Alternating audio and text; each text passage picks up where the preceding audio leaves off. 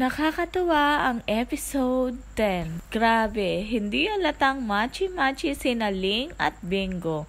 At eto na nga ang pinakahihintay natin na scene na sasakay si Caroline sa motor with Bingo. Talagang makikita mo ang kanilang bardagulan. Nakakatuwa ang reaksyon ni Ling dahil first time niyang sumakay sa motor. At nung ibigay ni Bingo ang helmet, sabi pa nga ni Bingo, maasim ba?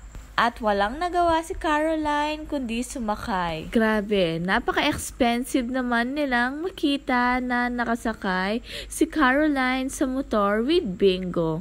Yan ang magic ng Dawn Bell. Kitang-kita naman na wala pa silang ginagawa, kinikilig na ang lahat. At ramdam mo yung chemistry at kilig na dala nila. Sobrang natural. Na kahit aso't pusa ere pa lang sila Ling at Bingo, ganun na kalakas ang kilig at chemistry.